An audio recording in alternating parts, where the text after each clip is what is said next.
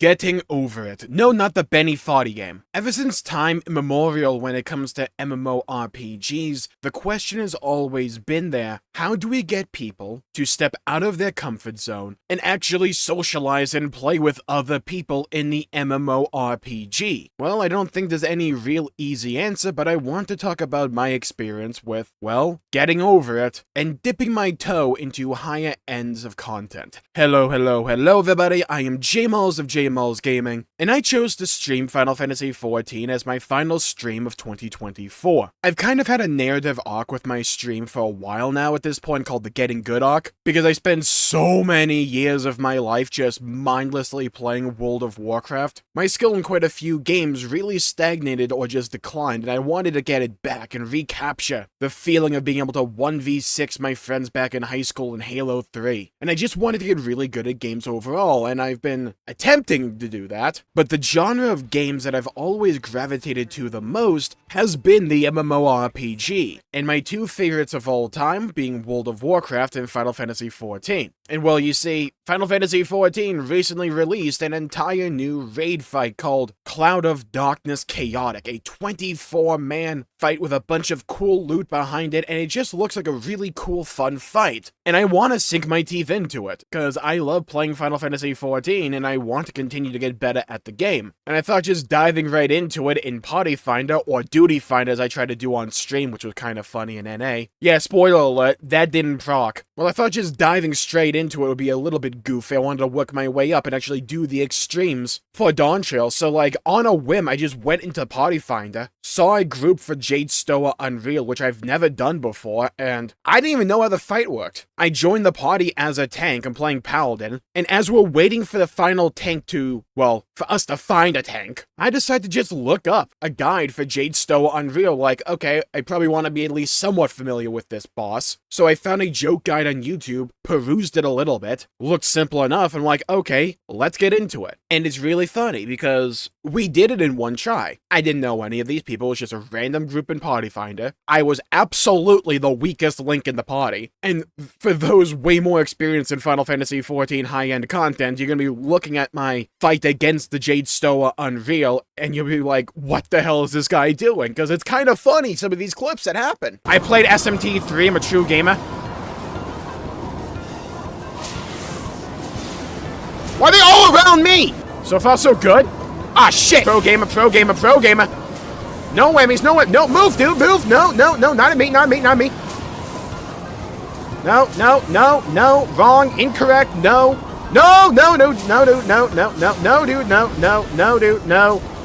wrong, good, nailed it, fuck. As I'm just mindlessly struggling and trying to find my way throughout this fight. But I loved it, and I had so much fun doing it, and it's been the most fun I've had in Final Fantasy XIV in the longest time. And it's made me really want to do the other extremes, and like work my way up, because I have a lot of skills that I just need to develop.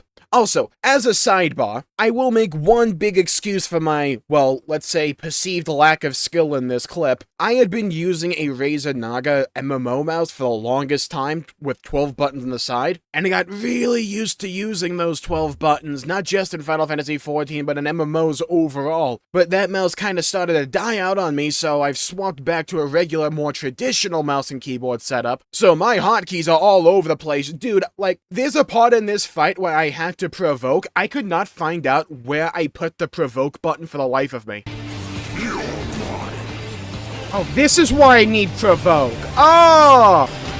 Because I was so used to it being like the 3 button on my mouse, and I have to hold control as well. But now I have it like hotkeyed onto a special key that's unique to the keyboard called an M key. Not the letter M, like, for me it's M1 or M5. See, I still messed it up a little bit. And like, big shoutouts to the people that were in my party, because they absolutely carried me. I would say I don't think I made that many mistakes. There was just one big skill issue check for me, and that was in Jade Stoa Unreal. which for those who don't know what an Unreal Trial is, it's pretty much an old extreme that you can do nowadays for different loot. It's a really cool system, and the fight swaps out each patch version. So for 7.1, we have Jade Stoa, and he does a mechanic where he'll grab one of the tanks and essentially powerbomb you into a light party. And it's that light party's responsibility to stack up on the stack marker to mitigate the damage so that everyone lives. And he'll do it again for the other tank, and the other light party has to soak. And it's important that you only soak one of these because he'll put a debuff on you, and you'll just straight up die if you get hit by both of these power slams. So, you would say, so that sounds like a really easy mechanic, right? And yeah, you are correct. It is a very easy mechanic, especially for the tanks, because you don't have to pay attention to anything. You just get, like, grabbed, you lose control of your character, he slams you down, and then all you have to do is stay where you are and not run into the other stack marker. So I proceeded to run into the other stack marker 3 different times.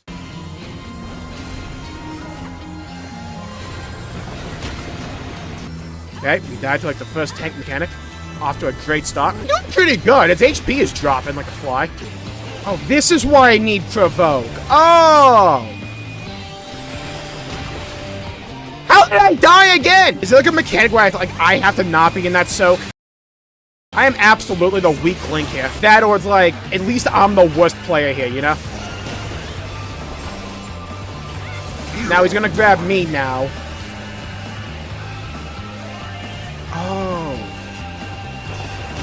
Because despite the fact that we formed light parties at the beginning of the instance, I didn't clock that it was for that mechanic, or that I was being applied a debuff at all. So I saw a stack marker, and my dumbass just thought, oh, what I need to do is stack in the stack marker, yeah? We're using our brains. We're rubbing all 3 brain cells together for warmth, and possibly at this point sustenance. So I just continued to run into these stack markers and just die straight up. And I'm like, oh, it's an extreme trial. I probably needed to use some kind of mitigation. See, now that makes sense. Yeah, that still didn't help. And it was around the 3rd time that I got power slammed into oblivion from the top rope that I eventually made the connection that, oh, I should only soak one of these. Oh, that makes sense. We're problem solving in real time. Slowly, but it's in real time. So we get to like 5% of Jade Stoa's HP left, right? Byakko's like on his last leg. He decides gonna do the mechanic one more time. And the knowledge of how to actually pass this didn't fully register with me yet. I thought I have a cheese for you, Jade Stoa. Yeah, Byakko, you're about to learn what it means when a tank, a paladin at that, utilizes hollowed ground, an invuln. Yeah, so I was off tanking the remainder of that fight.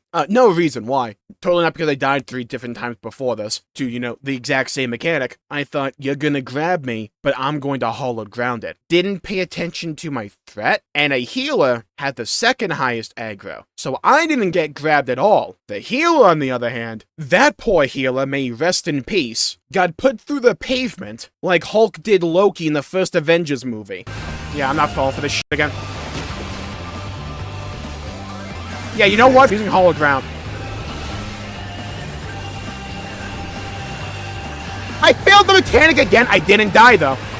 Hey, I didn't die, though. Hey, we didn't die. Healer died, but I didn't. But hey. Good news. I lived, so naturally that means I did the mechanic correctly, right, chat? Right? That's how that works. But it's like one of those mechanics where when you know how to do it, you're not gonna mess it up again. Because especially for me, like this fight is like borderline shockingly easy as a tank. You pretty much just avoid stuff. And then the one mechanic that requires some kind of coordination, I just have to AFK it pretty much and let him do all the work. And we're fine. And I remember one of the first things I thought after we cleared Jade Stoa Unreal and we saw Byakko fall, I'm like, I want to do this again next week. Because I know I can do this mechanic actually correctly now because I know how to do it. Because that was like the one mechanic I didn't get to in the guide that I was watching right before we pulled. And a whole bunch of things I can clean up, right? I can use my mitigation way better, get a more solid rotation and all that. But it felt good to like step outside of my comfort zone. Because I hadn't really ever done extreme trials in this game. I was what some people may call a hardcore casual, where I will play a lot of the game, but nothing really that complicated or difficult. But back in the days of Shadowbringers, I had a buddy that played with me, and he like grabbed me by the hand and walked me through like Hades Extreme and Titania Extreme. And I had a ton of fun there. But like this was the first extreme trial trial that I really did on my own, and, like, let's be fair here, Jade Stowe was not exactly a hard fight, and I hear it's one of the easiest fights on extreme difficulty, but, like, I know I can do it. And, like, if you've ever been in my position before, you may understand the phenomenon I'm about to talk about, and that's, like, when you look at a new fight, and you look up at a new guide, and it's, like, 30 minutes long, and you're like, dude, there's no way I'm gonna retain all this information. I'd rather just go play, like, Elden Ring or something. Like, there's no shot I'm gonna retain all this information. I'm gonna be the weak link in my party. We're gonna just waste a bunch of time. It could be all my fault. And, like, yeah, I kind of was the weak link in my party, but I know that if I do that fight again, it's going to look a lot cleaner, and it made me kind of hungry to continue doing content like that. And it's like, let's not, like, put it up on a pedestal or anything, right? I don't want to come across as if I'm doing ultimates blindfolded by myself, one-handed, with my big toe and just that. It's just an extreme trial, and an easy one at that, but it's something, and it was really fun. And I'm glad I closed out 2024 on that note, because in 2025, I want to continue getting over it, continue doing these harder fights, and continue to get way better at the game that I know and love. Continue setting smaller goals for myself, and continue climbing higher, with the big goal right now to do chaotic at some point. It's not a goal that's like in the distant far off future or anything right there. I'm not gonna need like a Rocky IV training montage or anything like that, but it's something. And I tend to find the way to enjoy yourself the most in an MMORPG is by being able to create these own smaller personal objectives for yourself. Having a goal you want to reach and working towards accomplishing that goal. No matter how large, lofty, or small and minuscule that it may be, it's something you can work towards, work to overcome, and get better at. And by doing so, you can take something that may seem too monolithic and too wide a task at face value, like say, okay, I'm gonna go from absolutely nothing to clearing an ultimate. I just have to gear, get way better at my class, learn how to like be masterful at the game and all that. It's far more manageable in my opinion. Instead of setting some lofty, vague goal, set a smaller one that's far more achievable in the near future and continue working your way up from there, like rungs in a ladder. Because the final rung may be way up there and impossible to reach right now by itself, but if you just focus one rung at a time, well then, before you know it, when you look back down to that first rung all the way back when, it's closer to the ground than you are now. So yeah, there's no like real big discussion about the state of the game for Final Fantasy XIV or anything like that. Nothing newsworthy to talk about. It's just my own experience playing one of the games that I love and finding a new way to appreciate that game. And with that, I'll call the video there for the day. Thank you all for tuning in. My pleasure making the video. If you enjoyed it, please leave a like and subscribe. It'd really help the channel out and help support future content, and I greatly appreciate it. Stay safe, have a great day, and I'll see you all next time. Bye-bye, everybody. Until we meet again. I have never done this before. That was my first Unreal trial ever, and we one-banged it.